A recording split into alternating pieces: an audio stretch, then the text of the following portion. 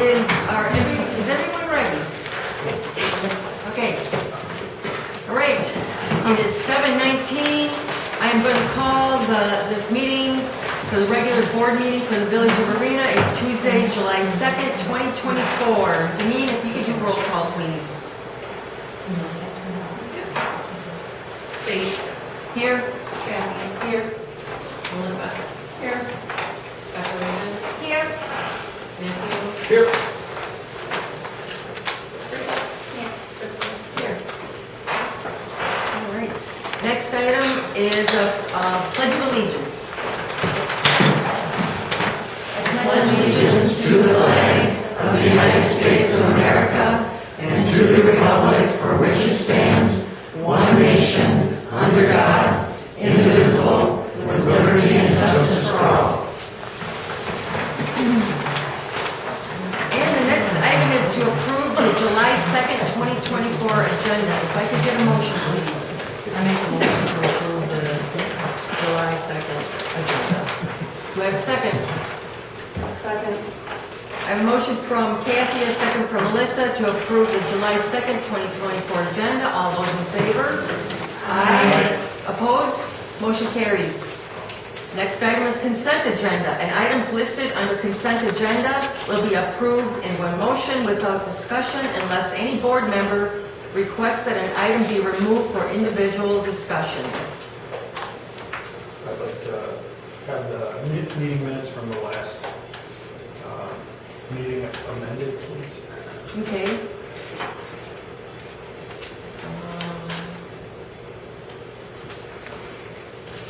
All right. And what is your concern? Under old business number 4, the standing committees, I did not vote nay, I abstained. Okay. Any other items that the board members would like to discuss in the consent agenda?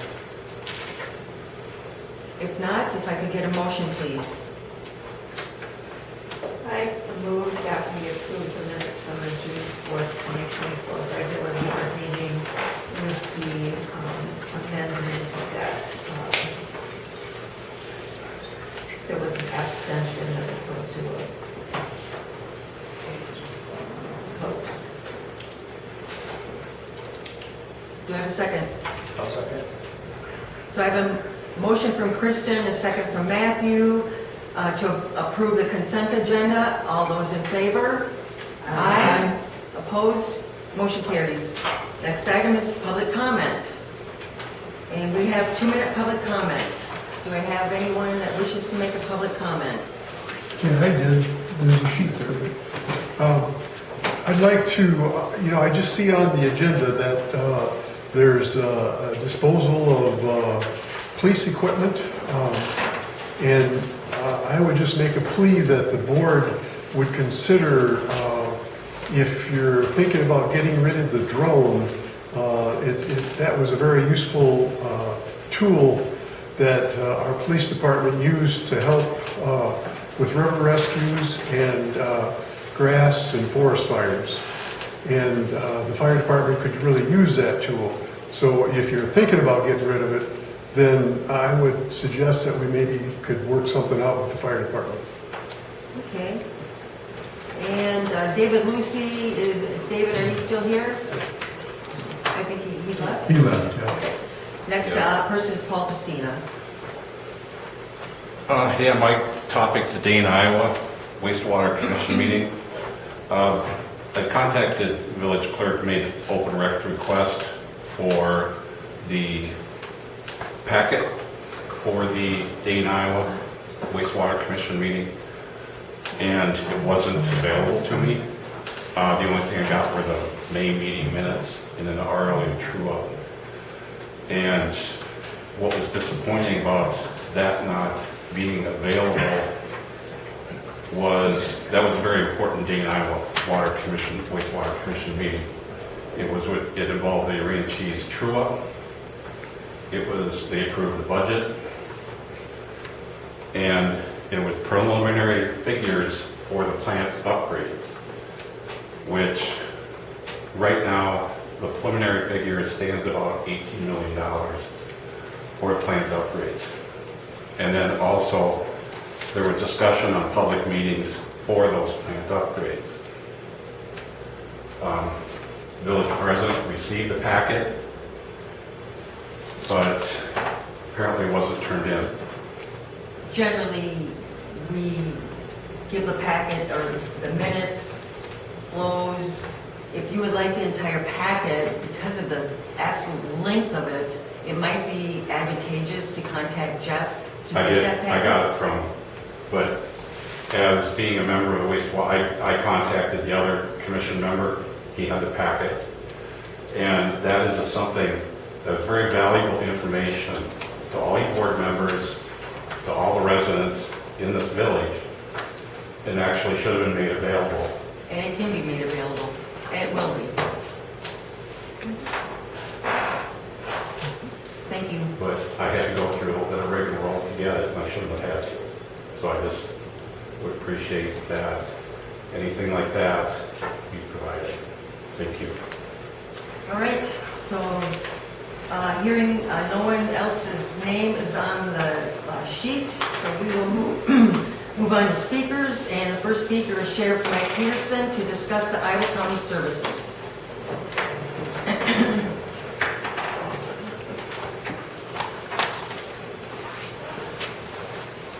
Good evening.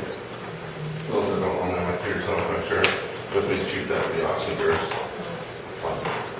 I'll just ask him down to answer any questions you may have about the agreement for the future of policing within the agreement. I'm open to any questions, concerns, comments, as you guys would like to talk about. Okay. I have a question regarding the ordinances, like if someone in the village is not in compliance with an ordinance, what's the process we're supposed to use? I know Kate is our liaison, but like, say I see something in my neighborhood and I see something in the neighborhood and I'm concerned that I'm aware they're breaking the ordinance. Do I call the village? Do I call it into, I'm not sure how we get that addressed, because I think before we would just call, the village, because we have the police department here. And then who responds or when you get a response? I'm just a little unclear on how that process works, or is it kind of a delayed thing? The complaint goes in.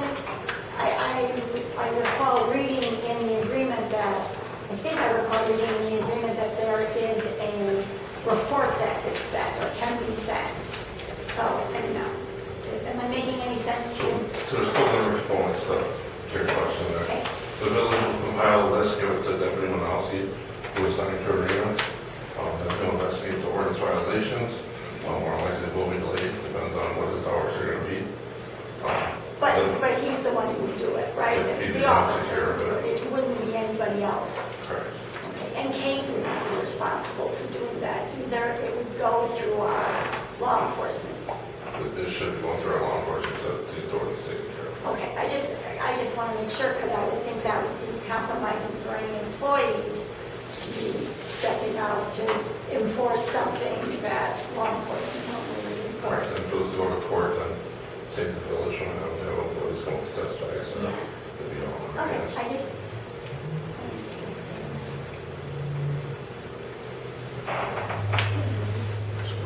Questions? Comments? What do you, based on the current agreement, do you think that max or minimum of 4 hours is enough for the village agreement? My personal opinion is probably not, but it's what is available right now. Not only can the village afford, but what can I supply for officer hours without having to hire more people. So is it sustainable for a long period of time?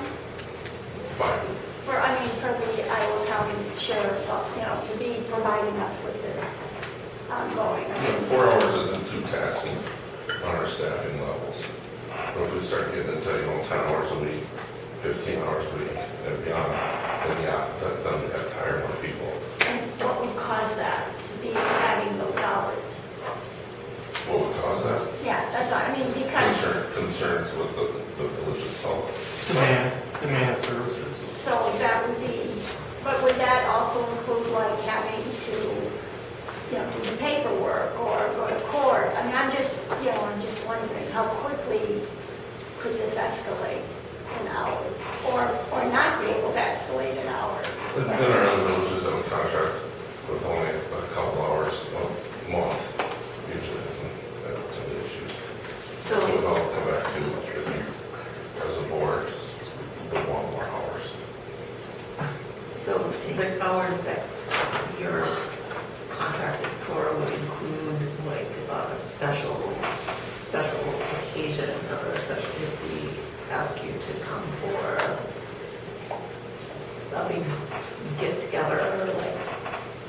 the 4th of July thing. Does that impact that? If you're requesting us down here, and I specifically assign someone down here, yes, then it does impact it. But if something like the parade where we'll have deputies down here for to assist, no, that won't be part of the village. We'll be good partners, so that's it. Other questions? I just, the document that's up on the screen, it was the report that you gave us, Sheriff, that you sent over, and you also talked about it at the ACT meeting for the residents. I know there's been some discussion here at the board regarding the statistics from the hourly rates and the amount of the 3 days. When you say arena and it's $13.75, what is that? Is that both town and village? That's what the Arena Police Department handles in our CAD system. But that's not just the village calls necessarily, that's every. That's what the village arena Police department did. is. And that includes things that when they went to a town or another Or town out of the village. outside of the village. Okay. Do we have data that shows exactly what the village calls? I mean, does your system Yeah, I provide? can pull that. Could you? I have a couple of reports here you can look at too. Wait a minute. I have all of 2023 if you want to look at it. And those are from our Our reports police about. department supply these every month. So from this, just to give you an example, June 2022 Village of Marina had, from my calculations, 24 calls. There were 84 on Highway 14, which doesn't say where, so I just lumped them as Highway 14. And non-village was 20. So the Village of Marina had 24 out of 129. So Highway 14 doesn't include Village of Green? Well, it just, it could be anywhere on I mean, Highway 14, so it's not, I'm not gonna lump that in as village calls, no. if they're protecting the village from speeders on I don't Highway think 14. each police officer of Arena should take care of all of Highway 14. And Well, Highway 14 goes from Jim Hill to across, so they're not covering the entire Right, distance. but that could be in, Highway C, Police highway frequently not in the village of Orient. county. Frequently. Okay. On I'm not saying 13. it's not non-village, I'm just, I mean, Highway 14 is a state highway. I mean, it might pass through. does Arena. Barnwell connect to 151? There was zero police officers? Probably not. That's different, isn't it? Not at all. It's completely, that's a 4-lane highway versus a 2-lane. Still But a it's state still a highway state running highway. through a municipality. And this goes right through the middle of our village, as opposed to going around the village. And you know what, I just want clarification on, when is the call registered? When the stop happens? Because when they're sitting in the village arena and a speeder comes through, they have to still get them, stop them. So is that when? And then it initiated in the village, that to me is like, It just you doesn't- couldn't expect them to go, oh, they're speeding and oh, down, they left our boundary, right? You wouldn't stop and go, oh, I guess it's somebody else's.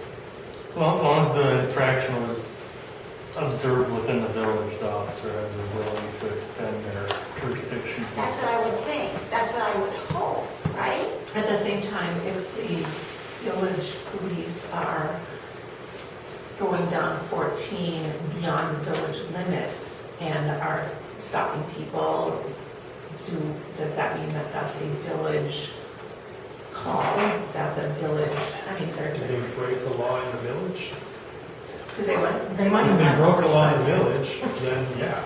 I personally know someone that was pulled over on their way back from Spring Green over by County Highway C. That would be a Highway 14 pullover. Sure. So And I is just that lumped it in- out of the village because it's not specific and it's very. So you can't omit those just because they're not specific to a residence within. Well, I wouldn't necessarily count them in either. No, you can't. But maybe If that's they're, more if they're difficult. out We're gonna have to on the wrap There's a difference between traffic enforcement and civil issues. Yeah, Traffic so is still very important. if we could kind of move on from that item and just address other concerns, questions of board members. Hey, as long as you'll send us that report that's village specific, that would be great. That also, That's great, send it to Denny or Katie, whoever you send it, and then we'll get it. Thank you. So the hourly rate for these other communities is only $40 an hour. Is our rate going to decrease to be commensurate with theirs, or are we going to continue to pay more going forward? their rates will be going up. Their rates will be going up.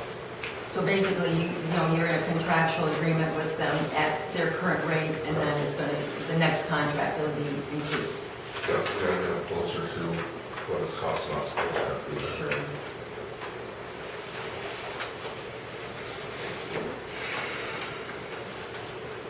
So what would that, what is the current hourly rate again? $70 an hour. 70? And we anticipate it will stay $70, or will it be somewhere to theirs? We'll say $70 probably for a couple of years unless you want to increase above into that next hour bracket. Which are on the backside, we have more administrative cost.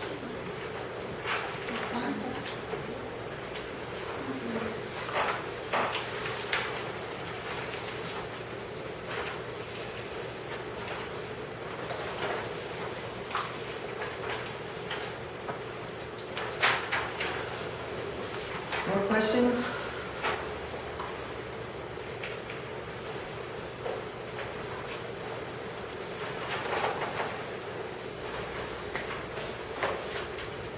Melissa, you perhaps have a question that is building?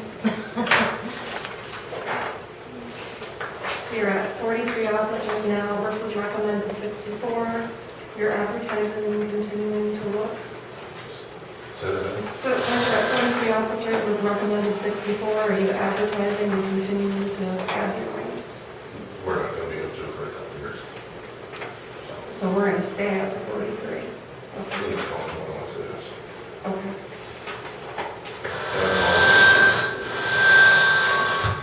These things are evil. Yeah, they are. And that's including all the municipalities, those figures. Okay.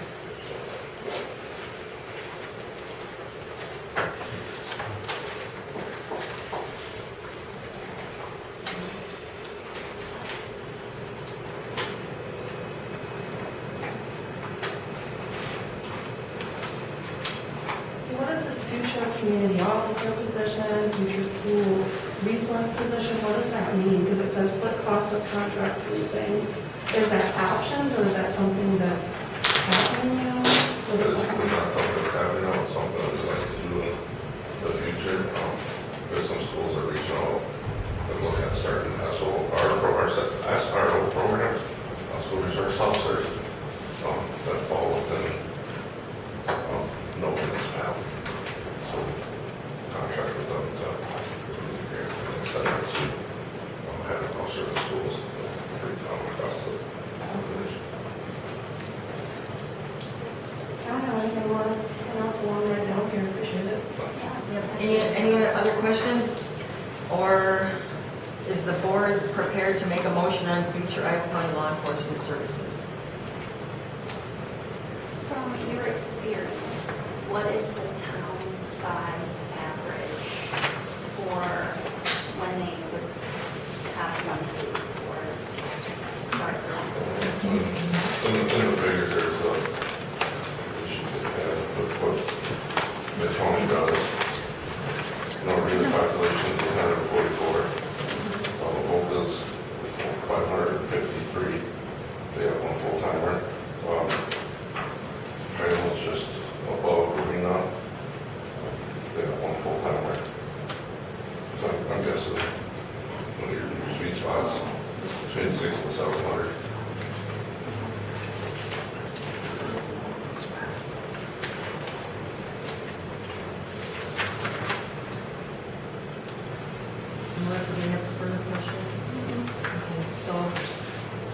Is the board prepared to make a motion on the future Iowa County law enforcement services? Usually, since we don't have any contract. We would have we have a temporary contract right now through the end of the year. Yep. And so do we want to extend that contract permanently? I would like to make a motion that we continue to have the contract, the temporary contract, until the end of the year, and if necessary, revisit that after we determine, how things are going. That'll be, well, keep it till the end of the year and then renegotiate. But we have to have it before budget. Yeah, we're gonna have to have, we're gonna have to have a decision, By October. and this temporary arrangement is through the end of the year, but we do have to make a determination, do we want to go extend this to a permanent rather than a temporary agreement? So if we make it permanent, will the terms be the same, or will they change? The terms would not, if you make it through, if we do another contract after this year, more likely I would say the same. Next year we may have to look at different terms, as in how much it costs us. If the cost keeps on going up, where our union negotiations look like, et cetera, then we have to negotiate price. So you're saying like 2025 would be the same, So 25 should stay the and then same. 2026 might be a revision? We could basically extend it out 1 more year, is what you're saying. Okay. Or do you want to extend it further? I want to make sure that we can renegotiate that if it's not working. That's part of the thing in the survey was, let's do what we have now, and if that's not accomplishing what we need, then we renegotiate. So 1 year would be, I just add, we do have the 30-day clause in there, so we can have the contract at any time, and if we want to renegotiate, if we want more hours or something, we can always do that with that 30-day clause. Even if we extend it for the 2025, at any time in that, we can With the 30-day have clause. a 30-day clause. And how many hours do board members want of service? We should see what we've got and see how it works. I make a motion to extend the temporary to a full-time at the 4 hours through 2025. Do I have a second? Second. Is that Kristen? So I have a motion from Kathy and a second from Kristen to extend the temporary law enforcement agreement through 2025 for 4 hours per week. All those in favor? Aye. Question? Well, it's a minimum of 4 hours per week, I mean, just to be clear. right, but if there's other law enforcement situations like a parade or fireworks, It's what is in the agreement that we have right now as a Yeah, that's temporary fine. agreement extending that. yeah. Just what you just said was for 4 hours a week, so I just. Well, I can, Minimum 4 hours. yeah, so do we want to amend that motion? I amend my motion to be that we extend the current temporary agreement through 2025. For a minimum? I'm not minimizing anything, it's the agreement. Okay. And that is already in the agreement, so do I have a second? Second. So, per the current agreement, we are extending the temporary to a full agreement through 2025. The current agreement will still be in force through 2025. All those in favor? Or do you have a question? We already all voted on the past motion. Okay, but we did an amendment. Can you amend it if you're going to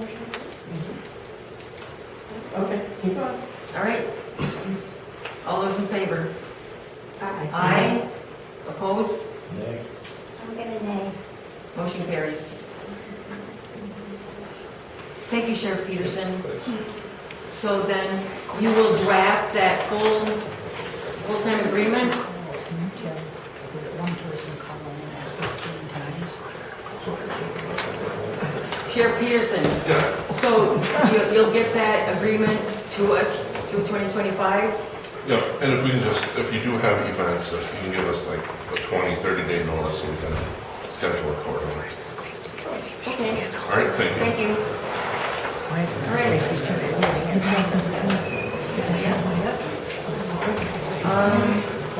So moving on to item number 2, Sam from Water Clean and Coat for water tower quotes and questions to be answered from last month's meeting. Okay, Sam emailed me today, he has Randolph, he's closing a job up in Randolph, he could not be here today. And he apologizes for that. And I had him on the phone, and he heard a little bit about it. If we do the full blast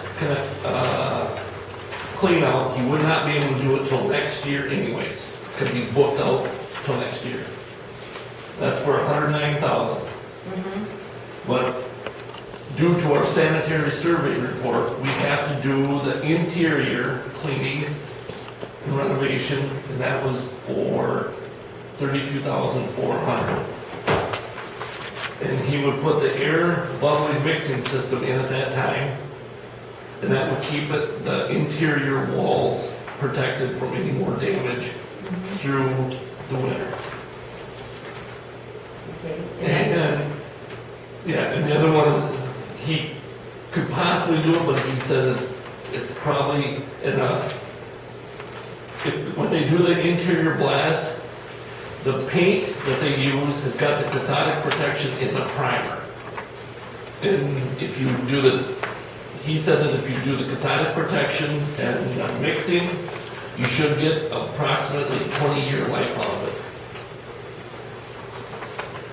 it. And so, I guess, I don't know how this all works. I was informed that if you get a bid over a certain amount of money that we can't okay, you gotta put it out for open bids. I don't know if that's true or not.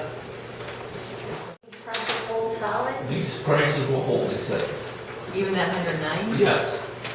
Because he'll come down and talk to you more about it, but he's so booked out right now. He said he's got 2 other guys that are booked out even further. So basically, this 109,000 is something that we should discuss at budget. So, any other questions on the 32,400? Anybody want to make a motion on it? I make a motion that we accept the bid for $32,400 from Water Tower Cleaning Code Incorporated to service our water tower. Second? Second. We have a motion from Kristen, a second from Melissa to accept the $32,400 quote from Water Tower Clean and Coat. All those, Can I just ask a quick question? Yeah. I'm sorry. Isn't this the stuff that was supposed to be done? Are we up against like a deadline that we should be meeting and now we're putting it off another year? I just want that clarified. That's the 32,000 one. This is the one that's the deadline for the end of this year. Okay, but The that's, inside one doesn't have to be done for, I think it's another 5 years. It wouldn't have to be done. But the damage that he saw on the thing said the sooner you do it, the better off your interior is going to be on the tank. okay, so for the 32,000 one, aren't we putting that off till next No. year? No, that has to be That's done. being The DNR says that has to be done by December 31st. okay. Was there something that had to be done by October 1st? Or is that something totally That's the different? copper piping and all. Okay, got it. All right. That's- Okay, so we have a motion from Kristen, a second from Melissa to accept the $32,400 from Water Tower Clean and Coat. All those in favor? Aye. Opposed? Motion carries. All right, and the next person up is Zach. Hello, everybody. So I guess before I jump into updates for the two projects individually, I just want to cover something for the funding side of it. So within my update that I sent out, like I said, MSA funding staff are working through all the disbursements for any payments for the village. We just got approved to purchase backup pumps for both well houses through the DNR, so got their staff. We also got 2 pieces of equipment funded the project for Rich, that he needed a new locator to locate water services, and we have a flow meter that we're currently working with, so when he flushes hydrants, he can have calculate the volumes for water loss stuff. But currently the projects are sitting around 95% of their funding budget. So what that means is that DNR will not disperse any more funds out until the projects are closed out. We anticipate having one last final payout for the 2 projects. Obviously, we have CCJ's payout for this meeting. This payout can still be approved. It just won't get paid out until we approve that final payout and close out the project. So Craig's already aware that this payout, he's not going to get any money for it until the projects are closed out. So I just want to make that apparent that while you guys are approving this, they're not going to see the funds right now because DNR will not send the village the funds to pay for it until the projects are closed out. And I just kind of laid out some of the next steps that you can see for said project closeout and kind of gave the vision of who's going to be working on those steps. If there's any questions on the funding side of things. Okay, I guess we're ready to move on. All right, so I'll start out with the well house project. So last Tuesday, myself, Rich, some of my coworkers, and Craig did a punch list walkthrough of well house 2 and well house 1. So kind of just identifying what remaining work still needs to get done. It's like they said, they met their substantial completion. We will do some formal documentation of that. They have been pumping to the system already, as I mentioned in previous board meetings. This is just little items like any architectural things that stand out, any painting needs to get done still. We did go over, the board did approve some additional contract work at well house 1 to do some rehab stuff based off what the DNR wanted to see. That stuff still needs to be done. So MSA, each of our divisions are currently drafting their section of the punch list. We're hoping to get that to the contractor shortly. He is aware of some items that we did point out at said punch list walkthrough that he's working on. He's currently having a painter out there on site to fix up some issues and implement that. So I kind of listed some of that outstanding work, like the floor repair, painting, the prospecting, that's at well house 1. And then just the punch list stuff at well house 2.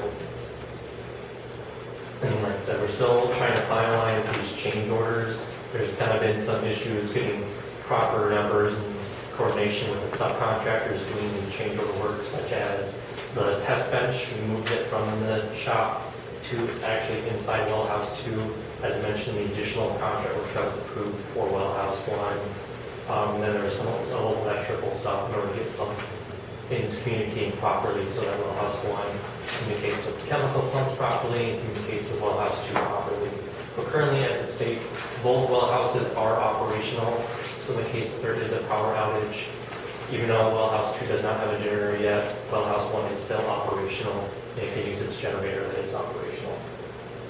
So kind of the bigger topics for both these projects is the final completion date was last week. We are working with the contractor for him to draft a letter basically stating what his reasoning for an extension of the project. And it is likely that MSA will recommend that extension just because of the additional contract work that we have added on and just coordination with the subcontractors. I kind of just started out. Another big thing is the generator startups.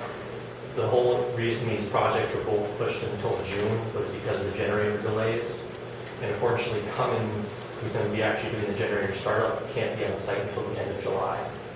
So they couldn't schedule it until they knew when the generator was going to be placed. Unfortunately, the lift station was placed really early, but the well house 1 was placed a little later than anticipated. So it's like Cummins won't be able to get out here until the end of next month. So like I said, I'm hoping to have a letter for the next meeting from Craig, basically asking for an extension and providing his reasoning for that extension. So is there gas service hooked up for the well house? The well house has gas service, so it's able to heat it. It just doesn't have gas service for the generator that's there right now. Basically, it's kind of a weird process where MG&E will install the gas service to a stand, but they won't place the meter on the stand until Craig then runs piping, or the contractor runs piping to the stand from the well house. Then they'll come and actually put the meter on once they see the work is done. But it's the same thing, the generator also has its own meter. So once again, it's the same process, is they have to run the piping to the stand, and then MG will come out to set it. They run the piping, so now it's just a question of scheduling the time for MG to come out and actually put that gas service on there. So unfortunately, it just keeps kind of delaying things a little bit, but it's just the process they go through, which it's understandable. They want to make sure that everything looks right before they put the gas meter on there. Why hasn't MG&E come sooner? Well, the generator wasn't placed until, like, what, 2 weeks ago? Yeah, that. So once the generator is placed, then they had to run the piping from the generator to the stand. They didn't know exactly where it was going to be until that point, because they have to connect it directly to the generator. So as of like early last week or late last week, they did that plumbing for it. So then at that point, they could actually finally schedule that to do it, so. And alongside with that, Craig did, like I said, he did submit a pay app for this. The pay app only covers some portion for the generator. He still left out like 3% of the generator cost just to cover the come in startup and actually come to start the generator and train Rich how to use it or how to properly use it. And then he also included an invoice from MG&E for the gas service. This worked, like I said, the gas service has already been installed. He just had to get the invoices to be able to provide proof. So we had an allowance in there for the gas service, but for allowances, that's just a kind of ballpark number. They only get paid for what the utility company actually bills them, so we had to provide proper receipts for that. So this is just part of the receipts that you could get, because he had to pay in separate ways. It was kind of a weird scenario. So this is just, there's one more invoice that's going to be coming through. He just needs to actually get the physical invoice to provide us. So this, I think it was like $1,100 is what he had in there for the MG&E invoice so far. And he said he's like another $300. Then we'll probably have another one for the gas meter. So, yeah, those are just the two items that he's requesting payment for. You will note that he is asking for like 70,000, or the total work completed in this last month is 70,000, but he's only getting paid like 19,000. It's because in the last payout, he had in there for the change order, the deduction that we had of 55,000, it was not incorporated into the work. So technically, he actually got paid for that work already. So this is just taking out that payment that he already made. I hope it's not too confusing. Even I was trying to communicate with Craig, and it was a difficult time that way. These payouts can be very difficult, the different ways they're set up. So just note that the contract prices are reflected correctly in here, and he's only getting paid for the work he's done. So I have a question. So the piping to the generator is installed Yes. for gas service. Yeah. But maybe you already mentioned it, I'm not sure. Did MG&E state when they will come and? I do not know yet. Craig did not have a date yet to provide. Right. And that's kind of what will come in his request for extensions. He has to provide a schedule Okay. for that stuff. All right. Any other questions on that portion? Moving on. As if you still can't approve the payout, it just won't get paid out. So it will just get approved now, and then once we approve and close out the project, you'll then get paid this amount. I think it's beneficial to approve it now, because then when the work is done, they're not waiting for yet another board meeting to get their money. So I think we should approve it. So I'll make a motion to approve CCJ Construction Well House payout number 13, in the amount of $19,001.22. Second? I'll second. So I have a motion from Melissa, second from Matthew to accept the pay application number 13 for the well house in the dollar amount of $19,001.22. All those in favor? Aye. Opposed? Motion carries. All right, any last questions on the well house before we move to the sewer project? All right, so the heavy hitter of the night. I'll kind of just touch base. Feel free to ask me questions as I go through. I hope to address majority of the questions as I go through. This is kind of a long project update for this one, as you know, there are some kind of heavy points. But so in this last month, since the last board meeting, the contractor has completed the gravel shoulder along the roadway as to Rich's direction, and they have started working on restoration. You will note there has been some poor restoration work that has been happening on site. The contractor had a subcontractor doing the work, so they've been off on another project while the subcontractor's been doing restoration work. And definitely has been subpar. Both Rich and I have discussed with the contractor, have discussed with the work that has been done. And last week he did send out one of his own guys to start working on the restoration. You'll see that a lot of this stuff has been almost completely redone. And he's been very good about working with Rich and I to make sure that it's up to specifications. Like I said, we have specifications that MSA, based on our previous projects, we have specifying what the contractor should do for restoration. So that's basically what I'm here for, is to make sure it gets done to specifications. So while the subcontractor did do the work, it just was not to the specifications. And like I said, they did do the work, and at that point, they'll just end up pulling the work. We're not willing to accept it, the work, basically, until it gets done to the specifications. Specifications are there to not set a bias. It's supposed to be the same thing for everybody.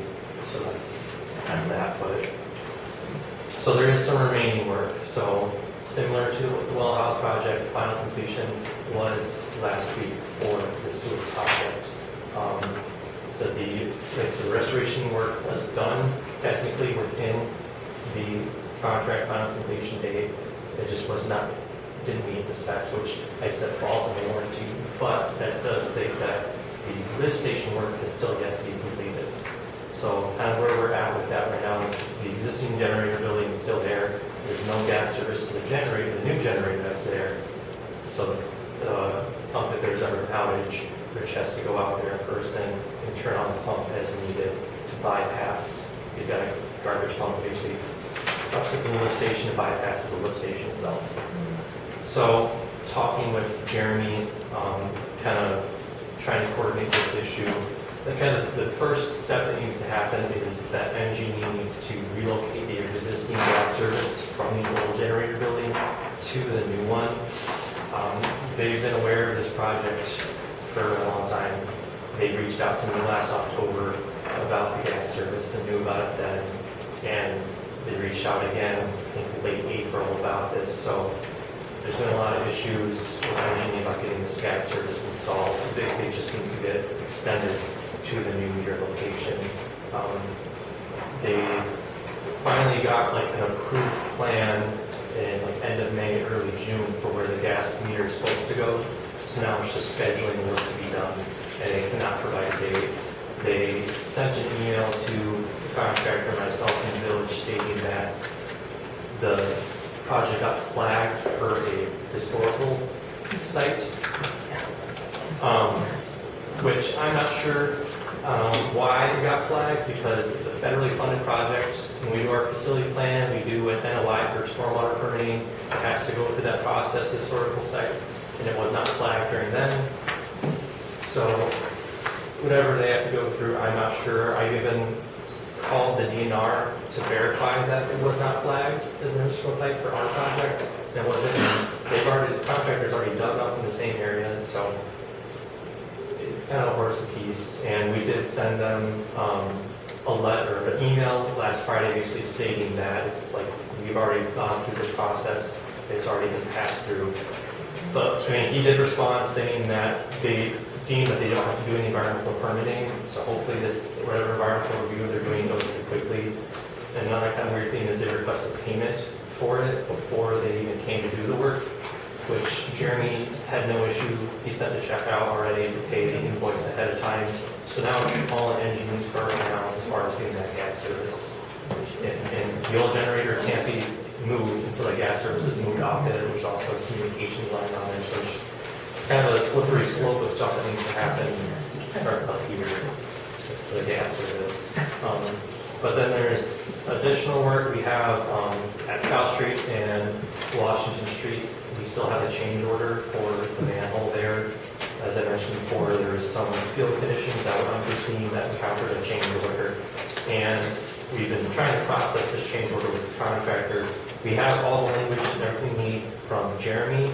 It's just the subcontractor that needs to provide a better quote for what they're doing. Basically, the work's been done besides the bottom of the manhole is basically just it acts as a sump. So the pipes are actually a little bit higher than base because their intent was to put flow line in it to flow it properly because it was just a blank section. But they can't do that with themselves. They're subcontracting it out. And the language that we need from the subcontractor was not correct. It seems they didn't understand the scope of the city of Arena. So they had some work that the village is supposed to do, which they're not supposed to, you guys weren't supposed to. So that's kind of the last remaining. And GI claims that they haven't been able to have proper coordination with the subcontractor. So like I said, there's just that one little step. It's coordination is kind of approve the work you did done, obviously, because it was just unforeseen stuff, just to finalize this change order. But with that, in the final completion, Jeremy did provide a letter with this that I provided here, basically stating his kind of extension that he'd like to see, to not see liquidated damages basically now, and kind of his reasoning to why. I know there's kind of been some hot topics about kind of MSA's role in the project and trying to make it proceed along. I know you guys get paid for me to be here longer when you extend the substantial completion, kind of push the project through. So I am doing my duty as best as I can to push Jeremy through this. Obviously, I can't force him to come out here and do the work himself, but I have been calling him and working with Rich.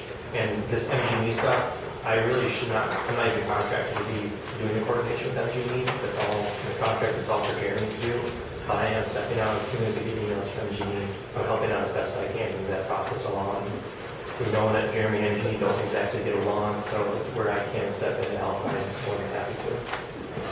But yeah, so it's, like I said, this letter is extending an extension by a month. I believe it's the end of July for the project. Just the question I have is everything you listed, is it reasonable to have it complete? Like if we're having issues with MG&E and he's asking for this extension, can it still be done by end of July?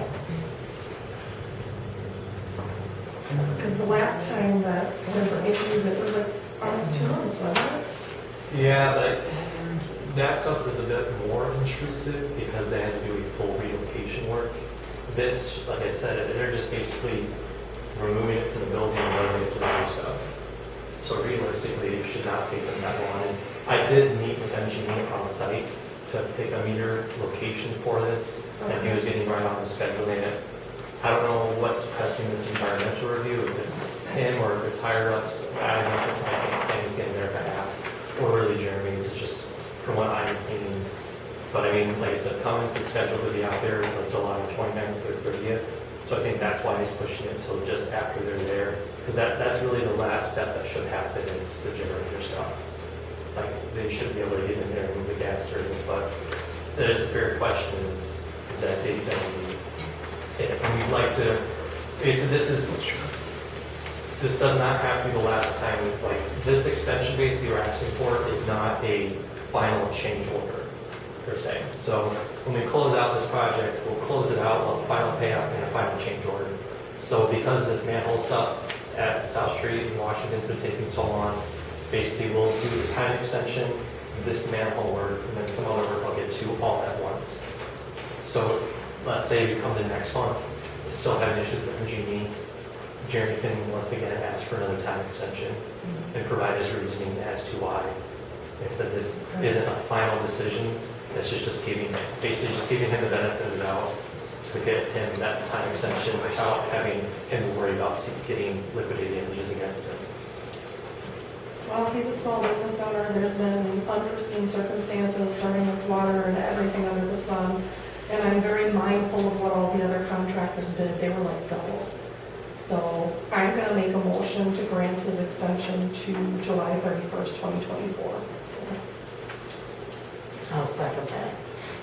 So I have a motion from Melissa, a second from Kathy to approve JI's extension through July 31st, 2024. All those in favor? Aye. Opposed? Motion carries. And then one additional thing I kind of wanted to bring up regarding it's not necessarily part of the sewer project, but it kind of is.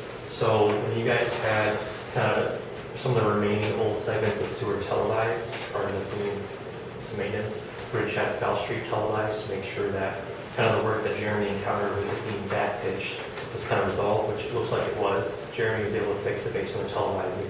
But during reviewing of the video, just east of the South and Washington Street intersection, one of the joints was leaking pretty bad. So from like 9 to 3 o'clock, there was water gushing in right underneath the road. Now we can't, I mean, it was like 5 feet from where GI connected to the sewer. We can't pin it on that because we don't have any pre-televising footage of that area because it's underwater the last time it was televised. And there was some mineral deposits which show signs that it's been there for a little bit. They could have made it worse, they could have done it themselves. It's too hard to tell at this point, and it's MSA definition, we say not to see GI's fault in this, but the problem is that the work has to be, or the issue has to be resolved. So we brought this up to Rich and Kate's, brought up to them as the issue, basically gave recommendations on the work. It's a small scale, it's trenchless. They basically will go in and, similar to like the sewer lining, they'll grout it, so they basically just seal the joint that's there to prevent any additional infiltration. So what MSA did was we went out and got 2 different quotes from contractors for the work. We also got DNR involved, and they basically are stating that it is loan eligible. So basically the work can be underneath this project because it fits the scope and it's kind of an emergency, but we did do it as an emergency action for Kate to approve the proposal for they gave us rates per hour for the works, including the mobilization. But between that and the other quote we got, we anticipated Vidya Sewer was going to be able to do the work for cheaper. And like I said, the work itself does not take long. It's probably getting more mobilization and materials used to do the work. And we're hoping that we can get them when they're in the area. When I spoke to the guy, he was on his way to Plain, meeting with them to do some work up there. So potentially we could get them as they're passing through Plain and save some money. So, okay, so we have an anticipated amount, maybe like $3,500 in there for the work to be done. But there were concerns that with how much water that was coming in, it's getting sent to the lift stations, which there's a lot of sand in there. It will kind of tear up the new pumps we put in. It also could cause undermining of the road at some point, similar to the water leak issue on 14. So we just thought it was kind of needed to get the proposal approved and get them on schedule to do the work. So we're currently working on it with that schedule and try to fit in as best as we can to get them out here as soon as possible. How do you get the $3,500 estimate? So they give us per hour cost. We just looked at their based on walking, so their mobilization, how much time we expect them to set up, their time to get out here, and how long it takes them to fix the leak. My boss's specialty is trenchless stuff, so that's what he's done. He's been a contractor on the contractor side, and he's done a lot of these projects, so he has a better idea of timing. So I'm only asking because on the proposal, it doesn't list travel times being charged. it states mobilization. Well, their estimate is still plus minus 6 hours. Right. So 6 times 425 is only 2550. Right, they estimate that we just wanted to get a little bit of buffer more, and it's still under the other quote that we got. Sure. I understand. Yeah. So, do we have a motion for this, the South Street sewer main fix from Busy Sewer for $3,500? Do we need a motion if you've already approved it? Well, doesn't the board still have to approve it? I mean, even though it was an emergency call? I make a motion to spend up to $3,500 for the Busy Sewer quote to address the pipe dream issue. Do I have a second? I'll second. So I have a motion from Melissa, a second from Becca Raven to approve the South Street sewer main fix from Busy Sewer for $3,500. All those in favor? Aye. Opposed? Motion carries. All right. Any questions or concerns I can address with the sewer project? Like I said, the work I've seen them do, Nolan did it, the restoration so far has been very adequate, very good, he's very, very attentive. So this, is that like the gravel on the sides of the road, are they getting it up to grade now, so it's not like a drop off anymore? Yeah, so the gravel is there, and then they're working on bigger issues, the dirt. So the restoration work that was done, they basically graded it, but there was a ton of rocks and like huge rocks on the surface. They did not seed it originally, Yeah. and then it rained, and it's such a vast area. Right now, it's just dirt, because the project and scope it was that any water at all, there's nothing to stop its path, and it creates large ruts. I mean, you probably all seen the flooding and all the dirt that's been on the road. You can look at Kate's Yard as a natural low area where all that sand just washed down. You look at down by Kathy's, all the dirt that just washed out onto the road. There's nothing to stabilize it. I said, like I said, Jeremy felt very embarrassed when he actually came out and saw the work the subcontractor did. He told me it was like a family friend that did the work. So I'm not sure if he's actually going to pay them for the work. But I said, yeah, Nolan, one of these guys come off of another project to do this work that he's done. And they've actually gone above and beyond, like they put fertilizer down to help the grass establish. They put hay instead of straw. They mistakes that have been made. Yeah, no, I'll just state that Nolan has worked very hard. I mean, he worked all day, what, Friday, Saturday, and also Sunday, that I saw. And he's done an excellent job. Yeah, he asked Jeremy if he could do overtime the weekend to fix it. So, What about your gravel? Is it restored? Fantastic. yeah, so there's just, like I said, like we did address and do a punch list, Rich and I did a punch list a lot to identify any issues, so they've also been given a punch list to work off of, kind of big topics for the restoration stuff, and there's little things, and then obviously the station, so they're aware of the work that needs to be done prior to writing this letter. No more reason to continue to work with them. Thank you. Thank you, Zach. Yeah. So item number 4, under speakers, the Cheryl Schmidt request to allow rent a goat or goats on property. Goats. People have, you can get goats and they put them on your property for weeks or whatever, and then they clean up all the vegetation and stuff. So I've got an acre and 0.8 between Oak Street and Pine Street, back of Kathy's lot there, so, or block.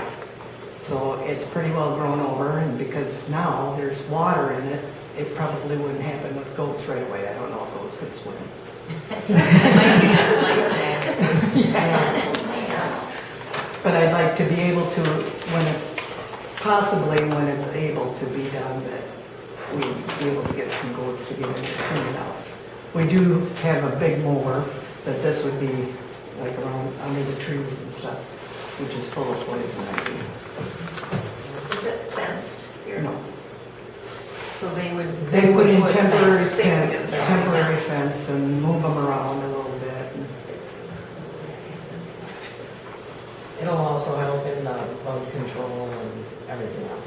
It's Yeah. just, there's so many trees growing in there that you can't get in them all. I think it's a great idea. I think your neighbors will appreciate it. It'll look better. It'll be fun to watch the goats. Yeah. If the board approves it. I make a motion to allow Cheryl Schmidt to rent goats for her property. I just had a Up to quick like question. Yeah, there's a couple of questions. Yep, go Yeah, for it. just a quick, so Cheryl, is this something that you're kind of planning that you do annually? Because the trees are not going to change, right? So mowing in there, I mean, I'm just wondering, like, what we're looking at here. Is this just for this summer or, you know, I mean? I'm Yeah, it could be looking yearly. at this. I mean, on a drier year, you wouldn't need it, you know, there isn't that much growth during a dry year. But, because it is all sand too. But, I yeah, just wanted to make sure we were looking at the scope of it. Is this Yeah. something that? and maybe if they can get all the suckers, the little willow saplings, if they could get those chewed off, yeah, they'd probably want to come back right away. It's a bad question. I do. Are all of our ordinances up to date online? Through last year. So we don't have this ordinance online. The ordinance that addresses chickens and livestock. Because that's not what's on. I'm looking at the ordinance right now, 6.05.220, keeping of chickens. It doesn't say anything about other livestock. It's right here, it's on the sub-edit for the initial, but it's Sub- farm animals. Sub B says Farm chickens shall be animals. provided with a covered coop not less than 2 nor more than 4 square feet per. You're under chickens, this is under farm animals. There's nothing in here that says. Cows, horses, sheep, poultry, Got it right here. chicken. So I took it straight from 6.05.220.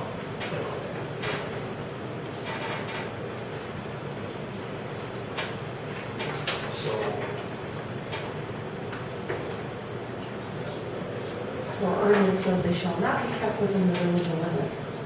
It's under the, Unless. it's under dogs, it's under the animals.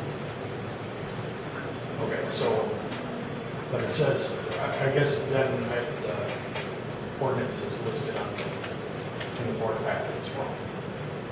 I just didn't put the, it's under sub, I didn't put the name. Ordinance, go figure. Because it would be under 6.05.130. For farm animals.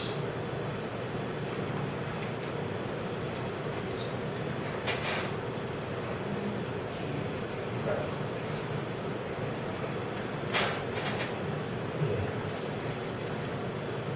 So would we have to change our ordinance before we? Following an the- exception, basically. The ordinance that is listed there, just, it doesn't list where that ordinance came from. That's why I was confused. Because it says there, 6.35.220. So we have, Melissa's made a motion. Do you have any other concerns, questions, comments? Did you finish your motion? Well, I do have one quick question and then I'll finish it. How long do you think you'll want them for? Like a month, 2 months?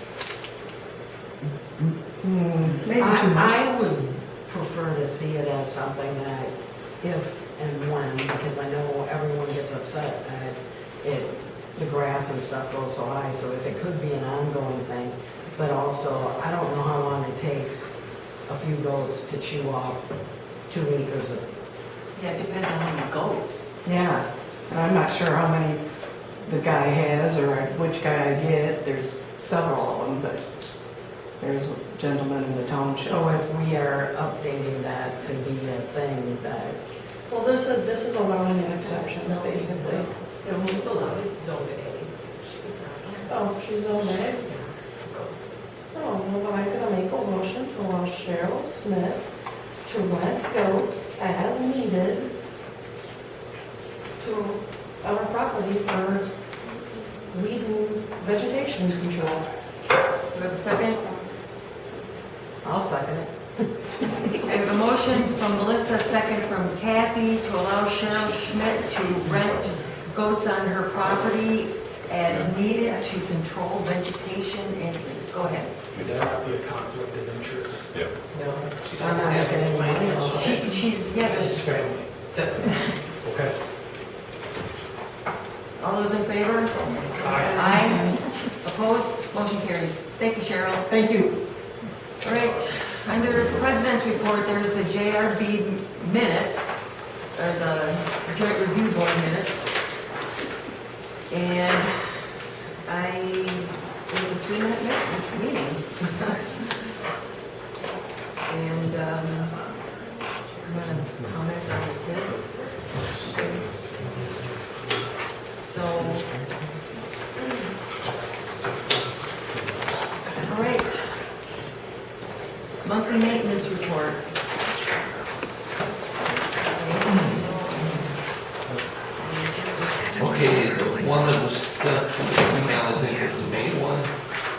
put the wrong one in the deed. So that's the printed, you all that. So I just thought you forgot to change the one. Matt pointed it over here. So it's the same. Yeah, we, just go through a little bit, we did the flush the hydrants 11th, 12th, and 13th. All the new chemicals, pumps are installed and running. We're getting new equipment through the DNR for upgrade. We got all the seal coating done, we put blacktop on Village Edge Road to fix the manhole route. People, landscapers are doing that, we got the parking lot, the park painted, marked around the edges. Spraying for mosquitoes, but I'm out now. Put new signs up at the park. On all the ball fences, it says no pets allowed. And I've been down there for the last couple of ball games, and I told them that I'm not here to enforce. I'm here to advise that dogs are no longer allowed down here, that never have been allowed. But I said, I don't care, but if police officers show up and you get a ticket, you can't blame anybody but yourself for bringing your dogs to this park. And everybody's understanding so far. Put the volleyball nets up. And yeah, that's about it. So have we had problems down at the park with pets or something? What's going on that? There are some people that say that, like, I will tell you, my wife, she doesn't want to be down at the park down there with dogs running around. She doesn't care for dogs. We've got a dog park facility down here. And she goes down there and she says, people have dogs and they go to the bathroom, they go pick it up. That doesn't mean that you get it all. If you step in it, now it's on the bottom of your shoe, or you set your purse down in it because you don't know what's there. And she was one that complained to me about it. She goes, I don't care about dogs, they might be the nicest dog in the world, but we have a dog park for them. And that's what her taxpayers' money goes to. So, and there's been an ordinance, but nobody's enforced it, so I put up 6 new signs, 3 on each wall fence. She's not wrong, Rich, I was just wondering. And she's not the only one, there was a couple other people down there and said, why have we got dogs down here? And I said, why don't you go to the village board and talk to those guys? But as you can see, they're all here backing up the story. Yeah. Because they know that I work for the village, so they think that I'm the spokesman. Well, I'm not. I just said, I'm just advising. I don't care that you got dogs here, but if you get a ticket, don't blame me. Well, it's well posted, good work. All right, any other questions for Rich? Hearing none, moving on to the treasurer report.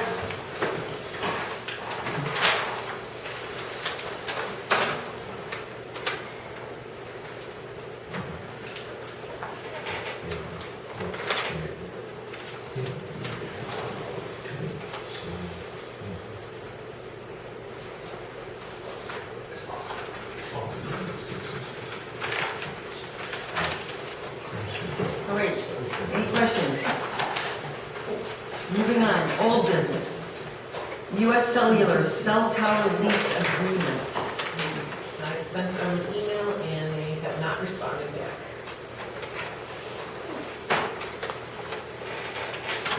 Can you remind me what is the amount of money that we get paid from them to have their site?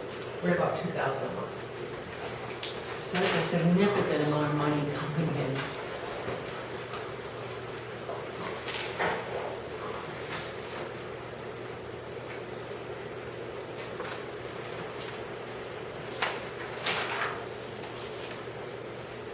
So comments, questions? So they want to buy it, but they're now leasing it, right? I think they should just continue to lease it and not buy it, unless they want to pay 6 figures. They're not going to pay as much as we would get if we keep continue to lease. Plus, isn't it if they buy it, we still have to maintain the Yeah. mowing and all of that anyways?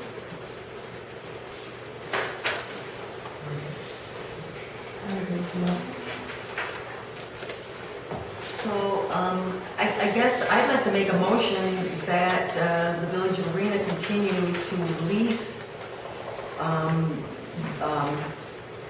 the tower, what they're using, US Cellular. So there's a motion from Kate, a second from Becca Raven to continue the lease with US Cellular. All those in favor? Aye. Opposed? Motion carries. All right. Okay, yeah. So next item on our agenda is ordinance number 2024-0605, amend section 8.05.70 of the municipal code for the Village of Arena, Iowa County, Wisconsin, related to regulation of length of lawn and grasses. In parentheses is no mowing.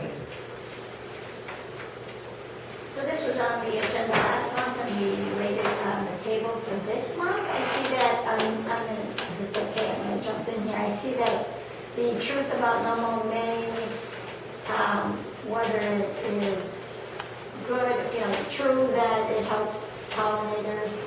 I was a little concerned that the document that we were sent really wasn't cited on whose authority we were getting that information, so I did a little research on the weed man, because, this was, point, counterpoint. And I was also concerned because the weed man is a for-profit business in lawn service.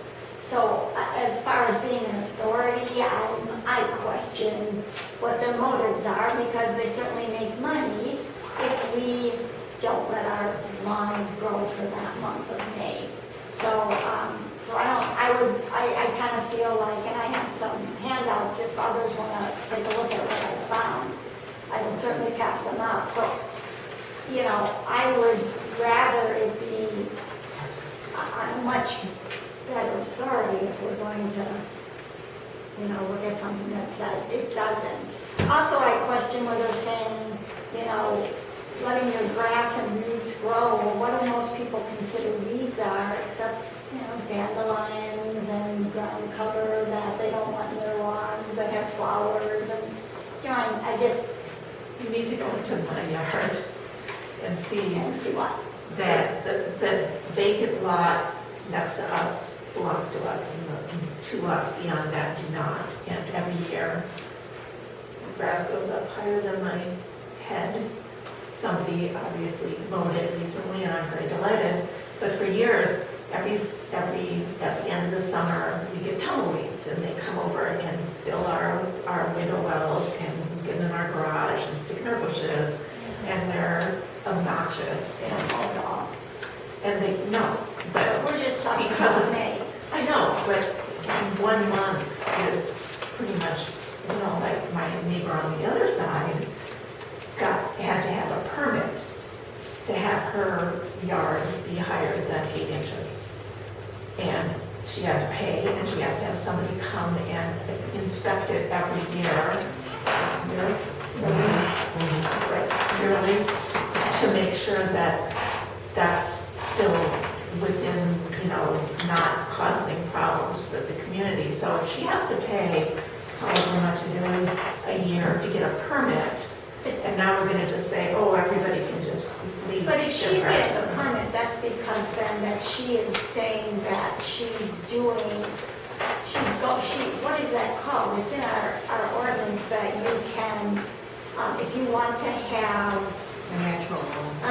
thank you, Kate, a natural lawn, you have to have a permit. But we're not talking about having a natural lawn for the entire year. We're talking about the month of May with this intention. And then what else is on the table is maybe not the entire lawn, but a portion of it. Because there is, I have some handouts. There's a federal grant that, if there's a federal grant that's being offered to a Wisconsin community to restore, in this one, it's the rusty patch bumblebees. You don't get grants to do stuff without backing information, and I mean, it's viable. I know that the Appleton, what you were pointing out, that there may have been some confusion or some pulling back from it, but that's one community out of all the ones that are doing that. I think it's an important thing. There's proof that the number of, bumblebees that's declining is definitely having an effect. And as a way, we're going to feel that effect, maybe not tomorrow, but in our near future is our food supply. And, it's like, do we really want to wait for it to be, do we really want to wait that, oh darn, it's limited, when we could have been doing community education and building awareness about, these are things that we need to be mindful of. Well, if we can allow other trustees to weigh their opinions, so Kristen, please. Absolutely. Go ahead. We have land in Blue Mountains, and it's in a CRP, a Conservation Reserve Program. And we're not allowed to mow that from May to August because of bee populations, et cetera, et cetera. We also have bees on our property. But we do get special permission to mow it for noxious weeds like wild parsnips and stuff. So 1 month is clearly not going to make that much of a difference, because they want us to do it from like the end of April to the end of August. I don't agree with that though, Kristen, because all the dandelions, all the flowers, that's what the bees are, getting all the insects that are pollinators, the butterflies. 1 month, if you look at your lawn during May, there's a lot of There's a lot of flowers bees right that, now, and it's July. pardon me? I have bees and butterflies now, and it's July. Oh, absolutely. We talk pretty significantly. Yeah, we talked pretty significantly, a half hour on this topic. So really, I think we need to make a motion. Yeah, it was about a half hour. We need to make a motion. Are we going to go with no mow May? If someone can make a motion? I'll make a motion that we, I guess, do I just read it from the agenda? That we approve the ordinance 2024-0605, amend section 805.70 of the municipal code for the village of Arena, Iowa County, Wisconsin, relating to regulation of length of lawn and grasses, no mow May. Can I have a second? I'll second. So we have a motion from Becca Raven, a second from Matthew, to amend ordinance number 2024-0605 to allow no mow May. All those in favor? Oh, roll call, I'm sorry, yes, I even have it marked in my thing. Yay. Matthew? Abstain. Brittany? Nay. Kristen? Kathy? Nay. Melissa? Nay. Kate? Nay. Motion fails. All right, moving on to new business, resolution number 2024-09, declaring surplus property police assets. We already have a public comment for the drone, the fire department to possibly purchase the drone. I didn't realize that we were definitely not going to look into having a police officer for Arena. And now we're going to get rid of all of our equipment. It seems premature. It's why I couldn't, why I couldn't vote for the extension or the police services or the law enforcement service contract we extended. We haven't even done any research on this. Have we, or did I miss something? Because I don't recall ever seeing any more about what that would cost. You know, where we actually discussed it, and now we're getting rid of all of the equipment. I don't know, it feels premature. Well, we're discussing it now. So Which is other comments? So I have a couple of questions, I guess, because all of the items listed here are stated to have a fair market value of $500 or below. Who made that determination? I believe this was the purchase price? I just put the purchase amount on there. It says This is what we have. more than 500 at fair market values. Because there's several of these things that on Wisconsin surplus are not $500 or more. It's just a point that I would make. I don't know how much they're. I frequent Wisconsin surplus, so So which I only listed the items that were, we purchased more than $500, does that make sense? sure, yeah. Because I have no idea what the value is currently. No. Yeah, I mean, these are just, What we paid. yeah, what we paid for these Well, items. This sure, is but- off the fixed asset. To have it say whereas the items are valued at $500 or more, that's not accurate if it's not valued at $500 or more currently. But that said, my next question would be, for the items that were purchased through grants, are we sure that those grants allow those items to be sold? I have no idea. That's why I put grant on it. Because having worked with grants in the past, some grants allow you to trade or sell, but other grants don't. So someone would have to find that out before I would say before any decision is finalized, maybe on those items.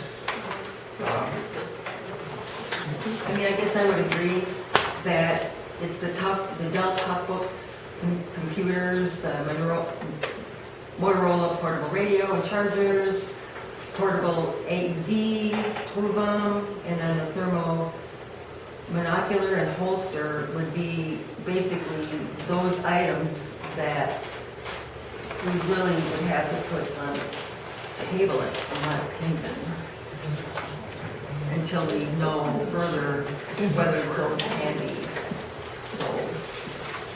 What do you do with all that day? Yeah, I mean, I guess, Tell you to do if you aren't gonna sell them.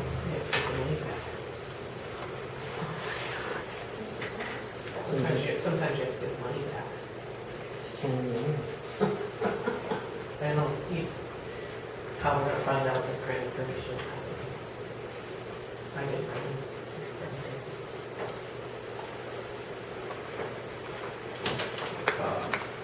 So is there a way that we can see the grant record? I don't have access to your computers. so we Unless they basically, provide the information to you guys, I don't have it. well, I guess what we'll have to do is approach, Nick Stroy and, ask for access to the computer to get these grants, or if he can provide the grants, email them, whatever.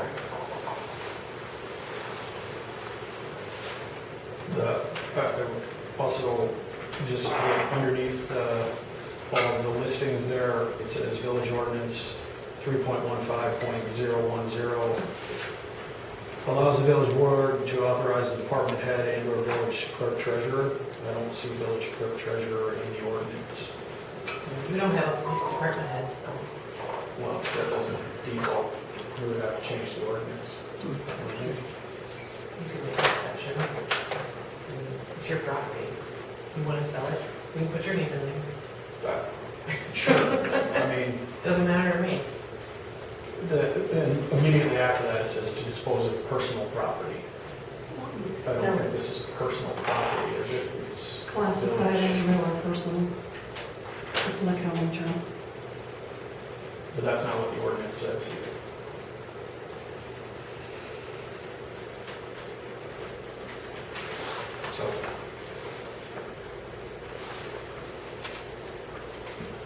So I agree with Matthew on the grant stuff, I think we have to pull that agenda of answers. Yeah, that I definitely, but the other items, So we didn't have any guns or anything on there? There's 2 on there. yeah, there's a, yeah. Guns and holsters. I don't know why they would have paid that much for those 2. There were bigger ones too.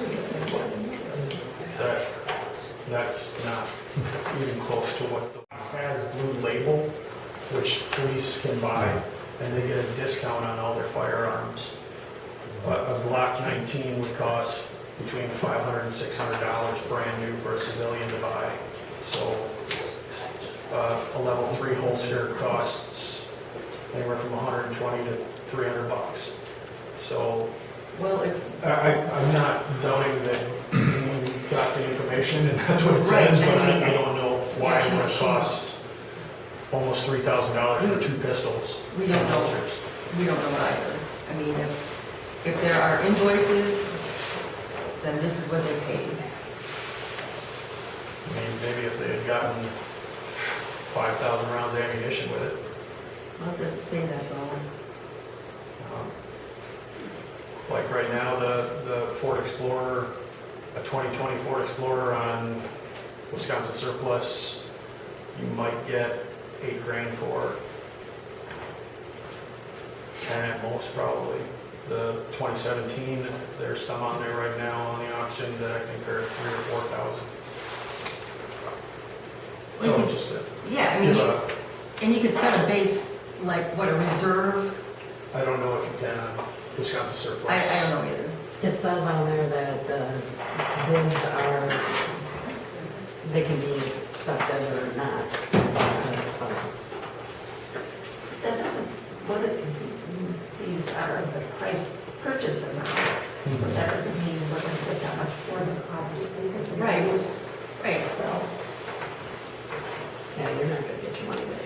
Well, but this is just what, you know. This is We're our- gonna Kelly what we look at had. vehicles and figure out. Well, yeah, that's not difficult. Another thing that we have to consider is, do we want to take these items to Wisconsin surplus if the board approves of doing this? Or do we want to take photos and have potential buyers come to the village? I mean, that's another thing that we have to, think about. And we have to also, would have to have photos of the items. Look, to just touch on Melissa's point, you can't really use Kelly Blue Book for the vehicles because police vehicles are measured in operation hours, not miles, since they sit and run. So it devalues them quite quickly as opposed to a regular vehicle. But you're right, I agree with you, Kate. I mean, that we have to make a decision on whether or not it's going to be Wisconsin surplus or if there was a different means to potentially liquidate these. Well, I think Wisconsin surplus is the way to go, honestly. I mean, our family has purchased a lot of stuff from Wisconsin surplus. does anybody want to take on the responsibility of making photos and dealing with this? Yeah, is there a board member that wants to take photos? I mean, Wisconsin surplus, if you take it to them, They handle it. yeah. So it's a matter of, are these vehicles still insured? So potentially, they can be driven there by someone.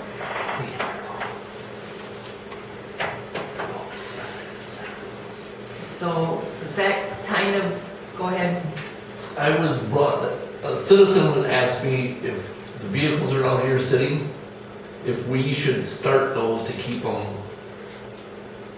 And I said, I don't know if I should pull them outside and start them, let them run for half hour, then back them I in. mean, the batteries could be. Well, I'm just wondering, because I know, It'd probably be a good idea. Volunteer rotating special and board members are driving along the side. You want to do that, Melissa? You want to make a motion on that? I'll try them to work next week. I don't care. I really don't, but I'm just, because I know what's gonna happen, somebody's gonna come down here, And then once, and I'm gonna start, and they're gonna call me. yeah, so, it So would you're allowing to probably, drive around the village put sirens on those? Me and Troy could chase each other around. Gotta get a booster seat, but we can chase each other around. Nice, Tom, he's not here to defend himself. Probably I should start them and drive them probably once a month. Yeah. Or at Well, they least don't necessarily have to be drove around, just pull them outside, just Well, sit there and you want to make sure that the battery hasn't gone dead. I'm just looking for my future, my next job is gonna be trying to get those up and running when you wanna take this, the surplus. Well, I guess We'll worry about that later. right now we're kind of getting off topic, so. So I do want to address the public comment about the drone bill. And I do think before we send that to Wisconsin surplus, we should have a conversation with the fire department Yeah, I about a agree. reasonable purchase price. What we need to do is put this on the table and check out what the grant situation is and find out. Well, I think this is just my opinion.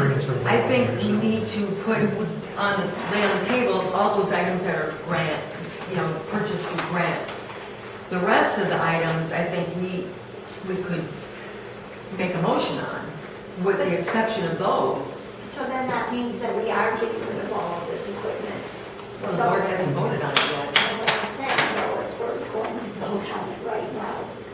Yeah, except for those items that are, I know, but I'm concerned about, we haven't really talked about the idea of us having a police department. So I guess what I need clarification from it. So because we've now extended the temporary to permanent, we are not going to have an arena police department. No, we are not. I mean, several residents on this survey, But it the ones that responded, I mean, who received it? no, people had the opportunity. We got it in the mail. Taxpayers received it, and people that live in apartments don't pay taxes in the village of Altoona. Yeah. And landlords pay taxes, so. Right. It was not done inclusively. Well, It was done the way you said it, Kate, to the best of your ability. That doesn't mean it's already inclusive. discussed that. We're really getting off topic. The topic is disposing of these items. Right, and it's not off topic to say, why do we want to dispose these things? Look at these prices if we have to then buy them Well, again. the point is we're not going to. Because we are not going to have an arena police. Correct. Just needed to be clear. Yep. So, I'll just say, I didn't know that decision was made either. We're Well- temporarily in agreement with Iowa County. we extended it Through through 2025. And, But I understand, I'm just, that's But these- not permanent. but the thing is, these are assets that are just sitting. And they're depreciating as they sit. Correct. And so if we decide in 2025 that we need to have a police officer or a department of some kind, by that time, these things will have been sitting for another year and a half, and will be less, we won't need all of them, I don't think. Sure. We have two You know, officers, and a yeah. officer, and a dog, and a dog. And it's not just that, it's just that, potentially, some of these items will have been updated, like police radio, maybe there will be a new whatever, and they will be obsolete. I mean,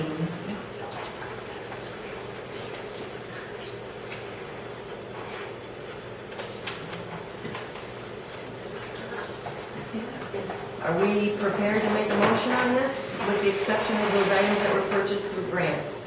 And the drawing. Yeah, and the drone. Where is the drone on? Second from the Oh, bottom. second to the last, okay.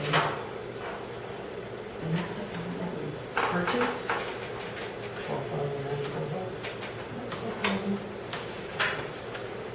Oh, that, I'm looking at the wrong thing. I'll make a motion to approve resolution number 2024-09 with the exception of the grant items and the drone. Do I have a second? I'll second it.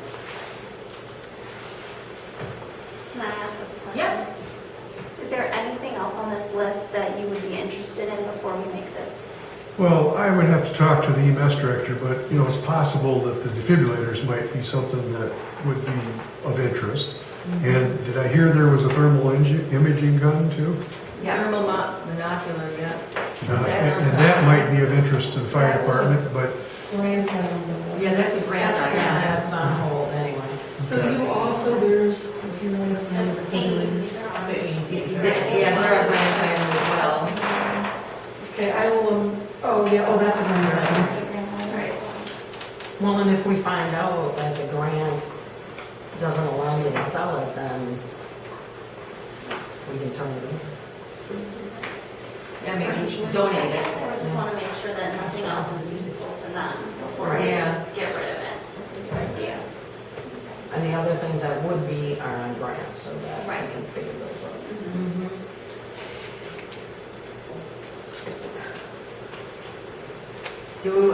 So Melissa made a motion. Kathy seconded. So a motion from Melissa, seconded by Kathy, and this is a roll call vote. Melissa? Aye. Kathy? Aye. Becca? Adrian? No. Matthew? Nay. Brittany? Yay. Brittany asked what the motion was. I'm sorry.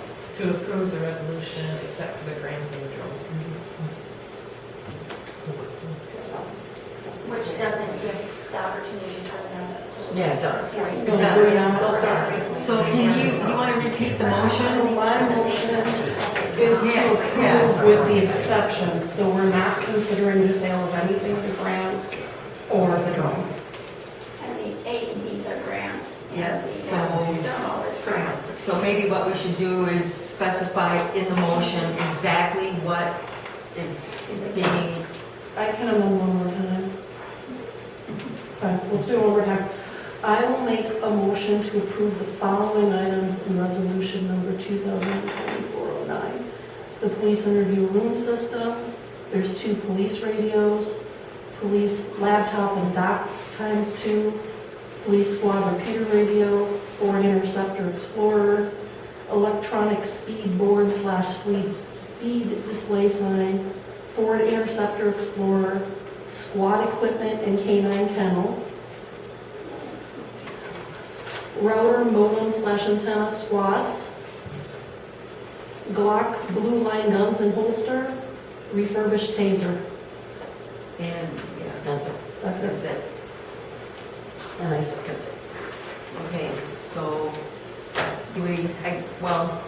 let's do the motion over, if I can get a vote. Do we have to do the motion again since it's amended? She just did it. We do the amendment motion, we take a motion on that, and we go back to the first motion. Got it? Mhm. So the amendment is the listed items. We're going to do roll call on that. Melissa? Aye. Kathy? Aye. Becca? Aye. Matthew? Nay. So what do we, I guess I'm not sure what I'm voting on. Yeah. Isn't it just that? Just the amendment motion. Right, which means now we've changed the motion. The items she listed. yeah, the items that Melissa listed. Yeah, so, yeah. Brittany? Aye. Kristen? Aye. Kate? Aye. Okay, motion carries. Now back to the original. To accept grant and the drone. Kathy? To accept? Accept the grant. and the Yeah, drone. okay, yep. Kathy? So saying yea is words. Yeah, what, I don't understand this one. so, With the exception, just vote no to the first one, because we voted yes to the second. Okay, no. I'm totally confused, but I'm not sure I did No. the right thing. Just vote no when it kills the motion. The original motion, which did not include taking all the grant items out. Yeah, there was an exception of the grant and the drone, but it did not list them. Right, so then now we're voting on that one that didn't list it, and so that's why I'm saying no to it, because I want it not to be Correct. Gotcha. used at all. Okay. Yes. Matthew? No. Brittany? No. Kristen, Jill? I don't. That one. Great. Because I don't, my vote for kids is no. The way it's going to be is no. I thought we were just authorizing that, we were acknowledging it needed to be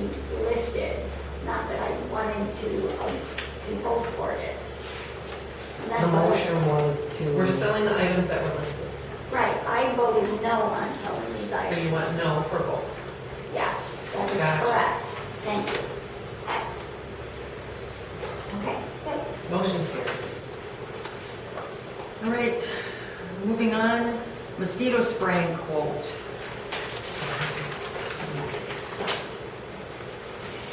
So, Well, based on Andy's budget that he put together last year, he did not put any money in the budget for mosquito spray.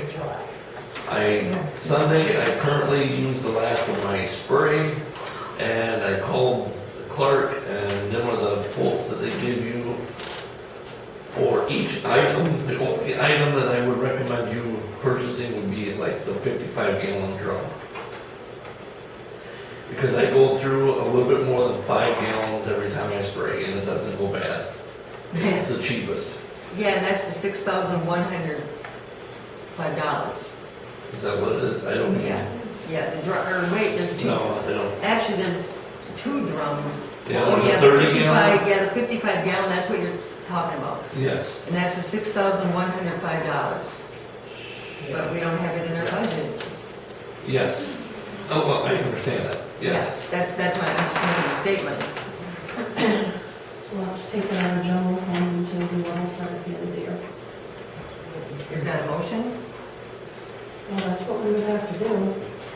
Discussion on that item? About moving the money from general fund? Do you usually spray all summer? Last year we sprayed 4 times. The year before, I think we sprayed twice, and this year I've sprayed 5 times, I think it was, or 4 times. That's The last 2 years because of water.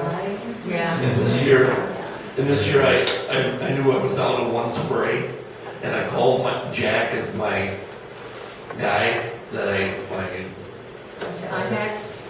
contact salesman. He says you cannot spray, or you should not spray when it's windy above 10 miles an hour breeze, because it's just gonna go. Do not spray when the sun is out, high where it's heat, and do not spray if there's rain within 12 hours. And I said, can you give me the perfect example here in Arena? Because if it's raining, Yeah. it's windy, and if it isn't windy, the sun is out. So Sunday was a perfect night. I went around town, and when I got done, I was driving through fog. So that means that it held in the area. And it was It did. noticeable. And it didn't go anywhere. Yeah, but it was also noticeable that there were fewer mosquitoes. Yeah, and I have sprayed before this year. When you go down this street, and you come around, the fog's already over on the other street. Because it's pushing through the yard. So some people get double sprayed, some people don't get any spray. Because it gets in their yard and wind just enough that pushes it away from them. So I look at the trees, if there's not any leaves blowing, that's when I spray. Well, So this quote, it's $9,000 to No. buy?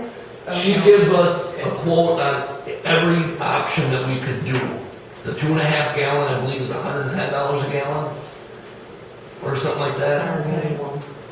So you could buy almost nothing all the way up to 55 gallons. Yes, So it's $6,105. $5 for a 55 gallon drum. yeah, that's what Rich is requesting. And that may last over. That could last 3 or 4 years. It just depends how bad the mosquitoes are. But I'm going by price. The 2.5 gallon jug is like $110, and the 30 gallon jug is like $90 a gallon or $95 a gallon. And when you get up to 55, they drop it down to 20 or like $20. It's like $75 or $80 a gallon, whatever it figures out to.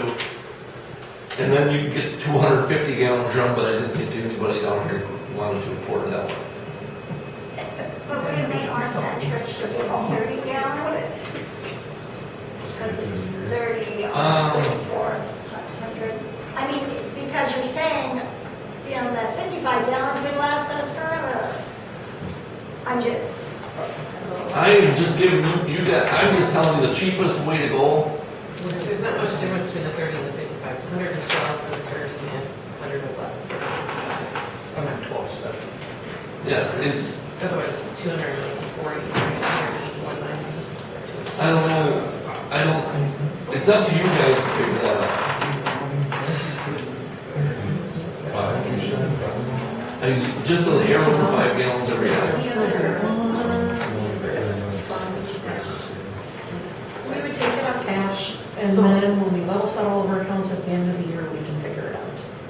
So we temporarily do cash, and we're gonna have unspent funds at the end of the year. And the 55 gallon drum is only 10 spray.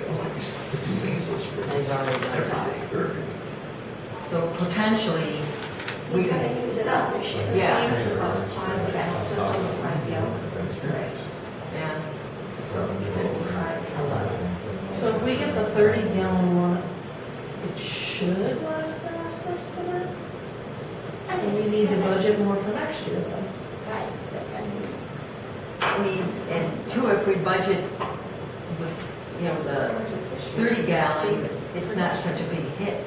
No, it's only Yes, $1.70 a gallon difference between the 30 and the 55, so it's not like there's a huge saving if you went to the 55.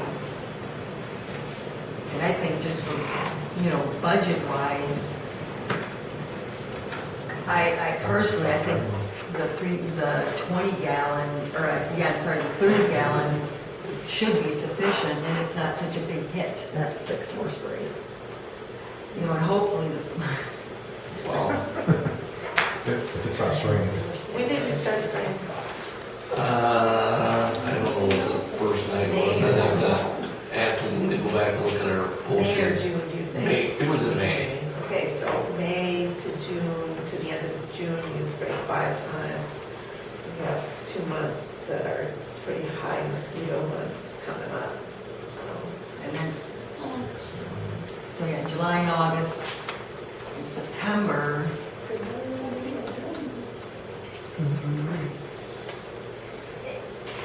I was just going by and we were saying that we'll have it for a long time, and it was like, really, we don't need that much. But it sounds like we may, because we're just at the beginning of July. That, at least having the 55 gallon one, we know we have that, and then we can start June budget, and, you know, not, I know it's a bigger hit, but. Yeah, maybe we do need to do more. Now I'm back the other way.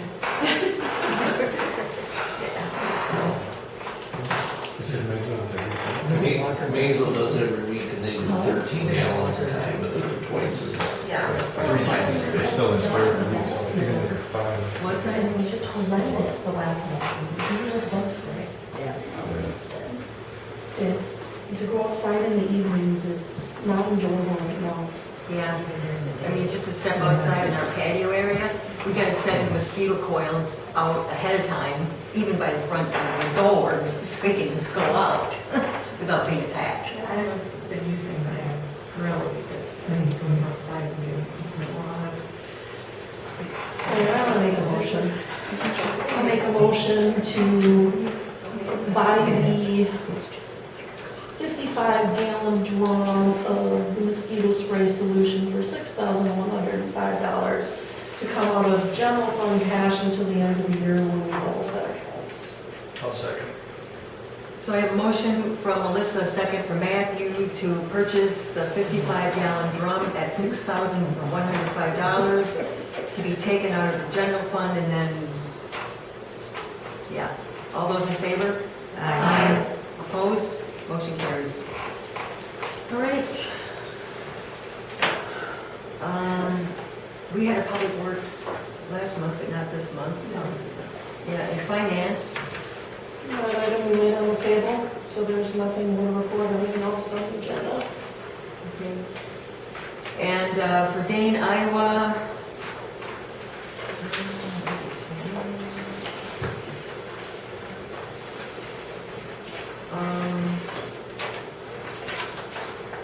were we going to discuss the true-up? Under true? Well, I think we should. I mean, yeah, it's in the report. And so, for Dane, Iowa, $18 million would not be spent all at once. You know, the items are going to be prioritized for need. So I'm just going to say that. True up for Arena Cheese. They originally,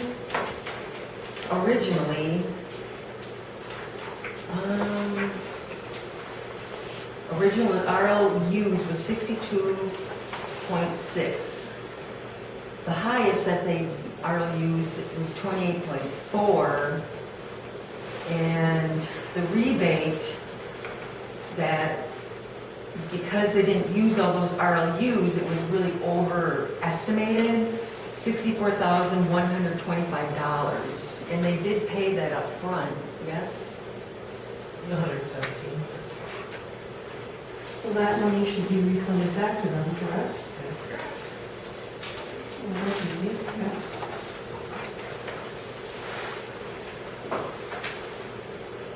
So, Or do we need a motion on something like that, or no? It'll be on that. Okay, It's so in that agreement that we will refund it. So perfect. we're just telling you the information of what's going on. yeah. Good deal. And you see the minutes from the May 16th. There'll be a lot of information for the June that's going to be in our next packet. So board members can also read that. We approved commission seats for the 2024-2025 year. Let's see, we paid bills as usual. We went into closed session to discuss employee contracts. Financial statements were made available to the commission. Jeff, our new superintendent, wasn't able to provide that information for several months, but now is caught up, and that was presented to us. Let's see.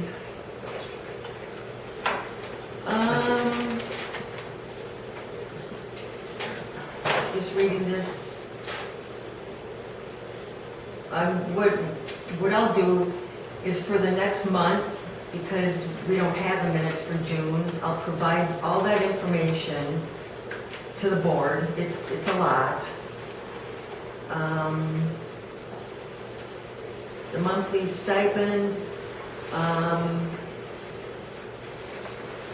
let's see, we've been giving additional monies, $1,000 to Jeff and Sean because of the additional work that they had. They had to do the work of 3 people and training Jeff. And let's see,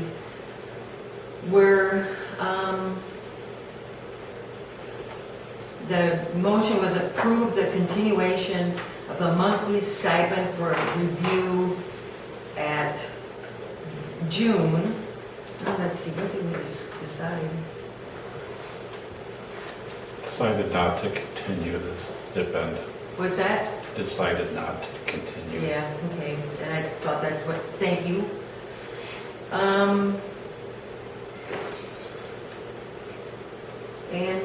Let's see, Ben Heidemann from Town and Country attended our June meeting for the proposed budget review. As I said, the minutes will be provided to the board along with all the information.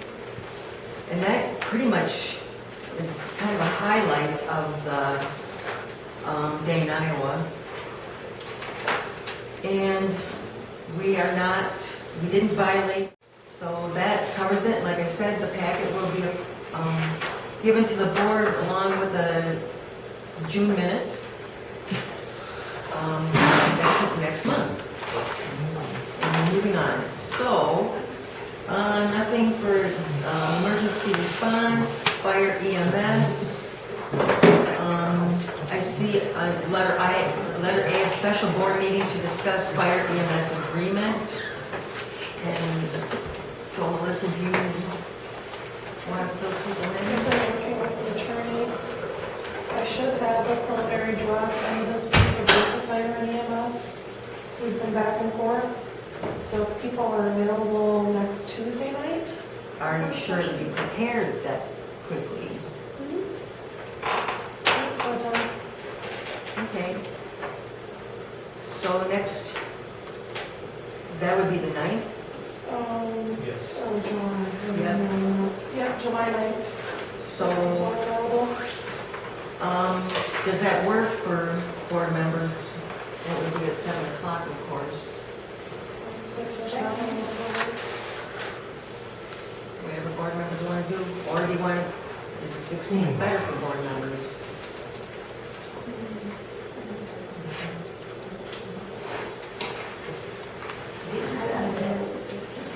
You're not? Okay. So the 9th would work for you. How about everyone else? It's fine with me. I mean, it works for me. So I am going to make a motion to have a special board meeting to be held on July 9th at 7 PM to discuss the fire EMS agreement. All those in favor? Oh, yes, of course. Second, I'm sorry. Getting ahead of myself.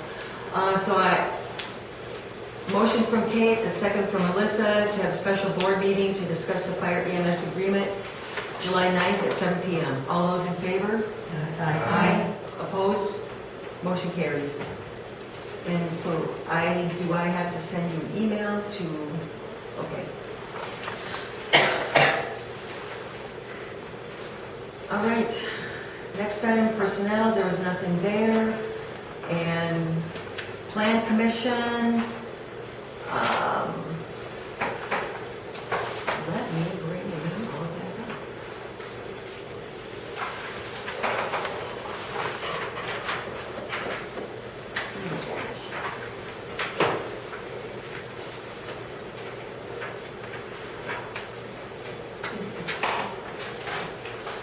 Okay, so, Plan Commission made a recommendation to the board to rezone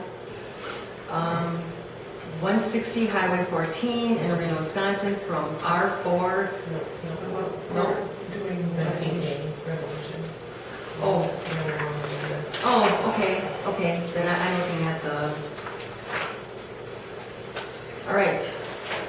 19A, Resolution 2024-07 CSM in conditional use permit for 402 Delegasa Drive.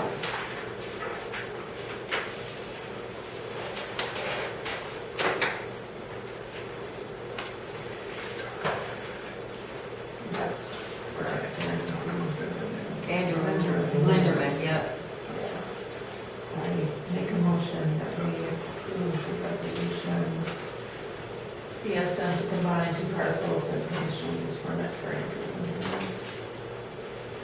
resolution number 2024-. Is there a question? Yes. So in the first line, the language is incorrect. It shouldn't say the village of Lorena ordains as follows, because it's not an ordinance, it's a resolution. We can strike that word. I amend my motion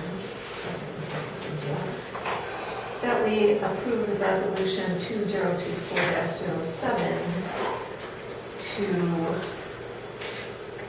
resolve that CSM and conditional use permit for 402 Delegasa Drive be With the strike of ordains. Do I have a second? I'll second it.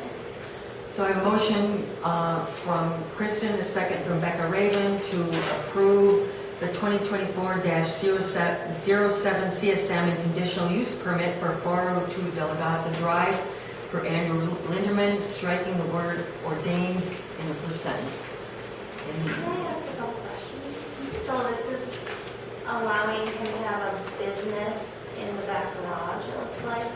That's correct, So, I'm just throwing out things here, but is there parking? I mean, Yeah, I can address that. yeah.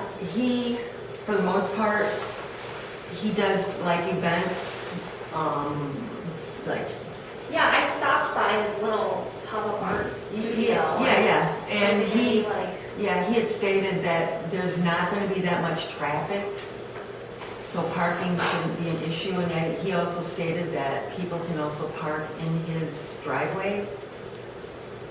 I'm pretty sure he had said that. Yeah, he said that there had never been an issue with too many people there. And and that's on the Delgado side then? They wouldn't be entering from the other side?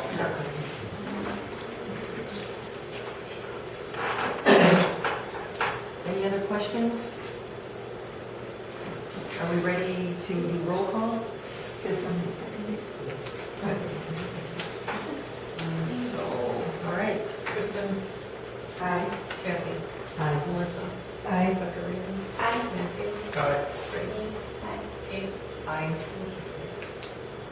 Next item, under B, ordinance number 2024-0702, amend section 18.40, .030 of the municipal code of the village of Arena, Iowa County, Wisconsin, relating to B1 general, village general commercial district zoning commercial or conditional uses for residential apartment.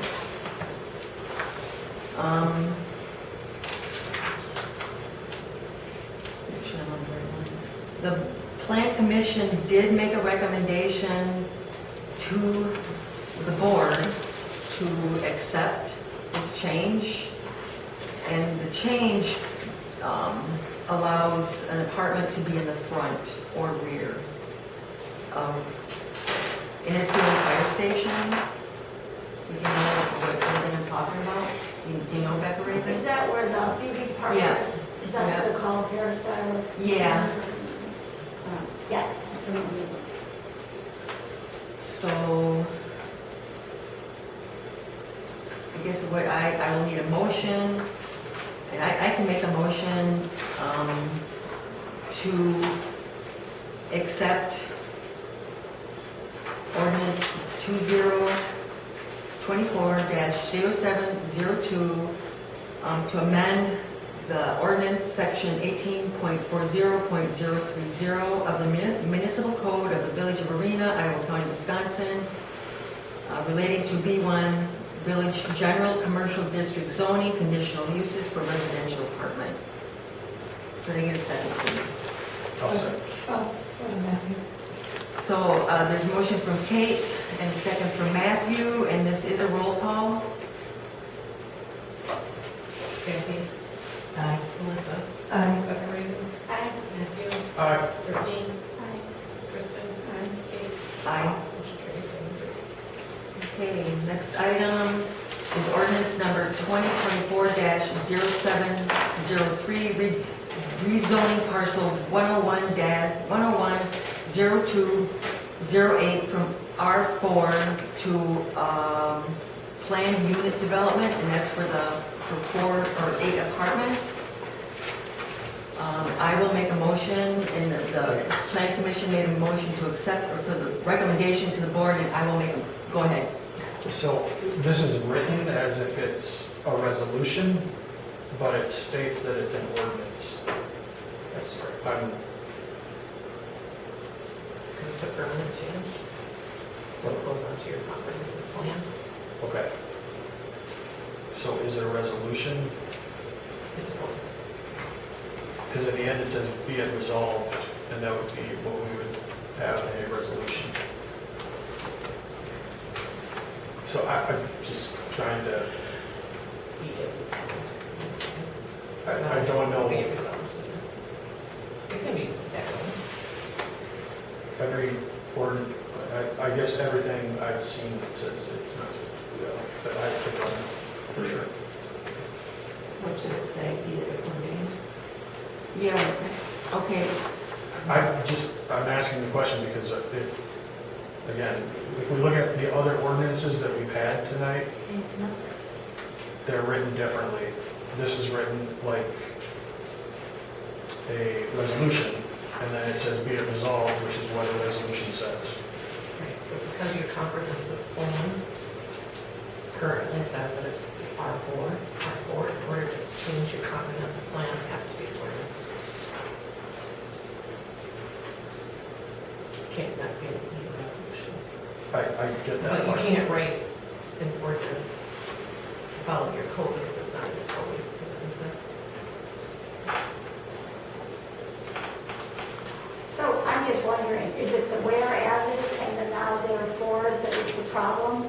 That we should have those removed? It's Well, more of just a- if that's how it's supposed to be, that's fine. It just doesn't, and I understand what you're saying, that we don't have it, whatever, but it just doesn't look right to me.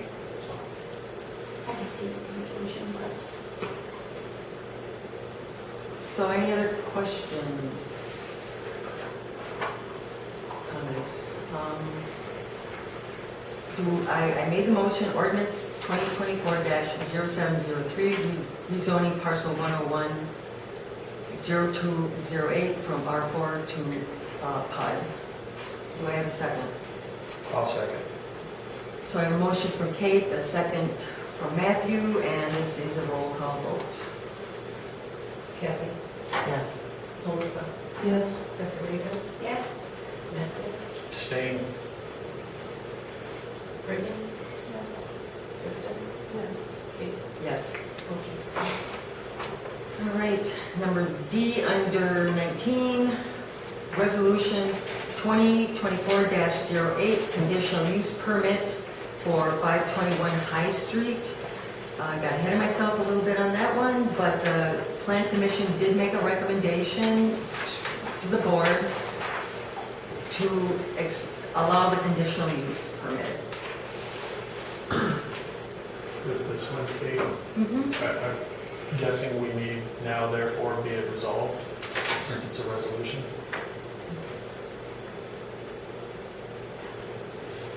At the end, the last above dated this second day. So, yeah, it says on the bottom, now therefore, comma, the Board of Trustees. But the Yeah. resolution should say be it resolved. Which one are we on? On, The last sentence, the last paragraph. yeah, the last. Just add the result. Got it. Yeah, so I will amend my motion for, We didn't make one. I thought I did. Oh. Okay, okay. I will make a motion to accept resolution 2024-08, conditional use permit for 521 High Street, adding the words to the bottom paragraph, now therefore be resolved. Do I have a second? I'll second. So I have a motion from Kate, a second from Becca Raven, and again, this is a roll call vote. Kathy? Aye. Melissa? Aye. Dr. Rita? Aye. Matthew? Aye. Brittany? Aye. Kristen? Kate? Aye. There was no public safety committee meeting under item number 21. There's informational education. It's the 2024 Arena Housing Survey for everyone to view. It's quite lengthy. So, yeah, so people should take it upon themselves to read the document. It's like 53 pages. So, the last item on our agenda is to adjourn. Make a motion to adjourn. I second it. Got a motion from Melissa, second from Kathy to adjourn. All those in favor? Aye. Opposed? It's 9:32.